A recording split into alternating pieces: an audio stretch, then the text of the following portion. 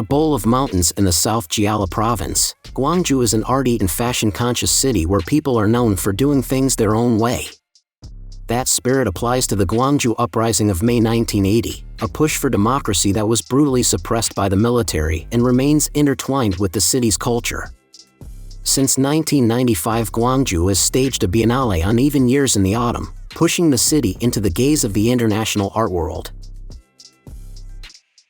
Today we share the top 10 best things to do in Gwangju so you can plan a trip and experience all the exciting attractions and activities this beautiful city has to offer.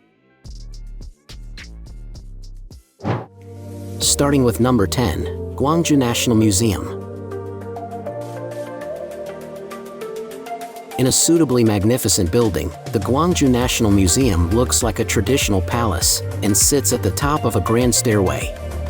These galleries are a repository for artifacts from all over the metropolitan area and South Jeolla province. You can investigate prehistoric finds going back 66,000 years, and enthralling Bronze Age pieces from Gwangju's famous dolmen sites. There are separate spaces for Buddhist art, calligraphy plus painting, and marvelous celadon and bunching ceramics. At number 9 is the Asia Culture Center. Opened in 2014 after 12 years of planning and construction, this modern and airy cultural center in Mudeungsan National stages music and dance performances, contemporary art exhibitions, film screenings, workshops, festivals, and a wealth of events dedicated to Gwangju and Asian culture. The ACC was set up at the site of the South Jeolla Provincial Office, which was central to the events of May 18, 1980, and is partially preserved on the north side of the complex. When we wrote this article in summer 2019, the main exhibition was 10 Days of Butterfly Kaleidoscope, a moving artistic representation of the Gwangju Uprising. At number 8, Sajik Park. Starting in the Three Kingdoms period, between the 1st and 7th centuries CE, this hill in Gwangju's southeastern Yeongnam-do was an important shamanistic site. Cloaked in century-old woodland, you can still see a stone altar platform to the state deities from this time. There's also an assortment of modern monuments, including one to the sacrifice of police officers during the Korean War and the Yosu Suncheon Rebellion of 1948. At number 7, Gwangju National Science Museum. The Gwangju High-Tech Science Industrial Complex in the very north of the city is the setting for the Gwangju National Science Museum. Light is the main theme at this striking metal-clad building, completed in 2003 and topped with a glass dome. Inside, the world of light is a fun introduction to the properties of light, while the Science and Art Zone shows the artistic possibilities of using light as a medium. In the next hall, Science and Living details the scientific phenomena occurring in our everyday lives, and Challenge for the Future relates the importance of space and Earth's oceans to the future of mankind. At number 6 in our list, Daein Market. Once Gwangju's pantry, Daein Market suffered in the 1990s when large shopping marts arrived. This slump was arrested in 2008 when previously empty stores were turned into little art galleries for the Gwangju Biennale. Now, across 6 districts, there are art studios mixed in with all the things you would expect from a busy Korean market, like fish, fresh produce, arts and crafts, toys, homewares, fabrics, fermented foods, and a lot more besides. Street food carts and booths are set up along the market's network of alleys, and maybe the best time to visit for this is on Saturday nights, until 2300 hours. At number 5, Mudeungsan Jeungsimsa Temple. Climbing the western slope of Mount Mudeung, you'll arrive at this Jogi Order Buddhist temple, which has an eventful history beginning in the 6th century, in the time of the Silla Kingdom. Jeungsimsa Temple has endured a couple of catastrophes in its day, at the hands of the Japanese in the invasions of the late 16th century, and then during the Korean War.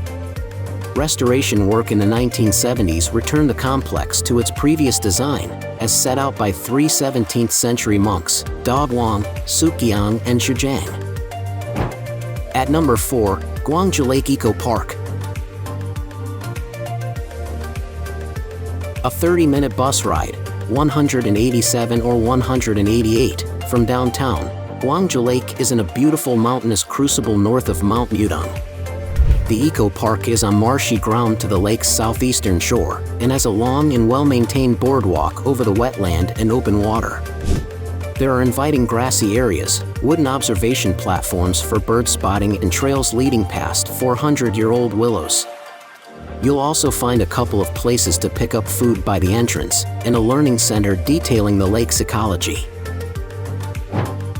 At number 3 in our list, Gwangju Family Land. Just right for a family day out if you have younger children, Gwangju Family Land is a mid-sized amusement park towards the top of the northern Bukgu district.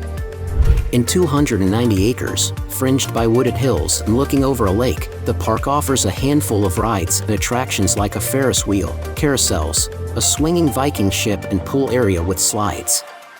Bigger kids will love the roller coaster, which has 2 inversions. There's also an ice rink and a small zoo with tigers, bears, giraffes and elephants. At number 2, Gwangju Museum of Art. Close to the Gwangju National Museum, at Jeongsimsa Park, the Gwangju Museum of Art is home to the Biennale Exhibition Hall and moved into a new main building in 2007. The permanent exhibition, labeled with English descriptions, is large and diverse, taking in Korean and international painting, calligraphy, illustration, drawing, photography, decorative art, and new media. Joseph Beuys is among a roll call of international artists to have featured in temporary shows, while exhibitions by local artists often deal with the Gwangju's rather traumatic political history. Check out the number 1 places in our list, Mudeungsan National Park. Mudeungsan National Park, previously Mudeungsan Provincial Park, is located in the city of Gwangju and the province of Jeollanam-do, South Korea.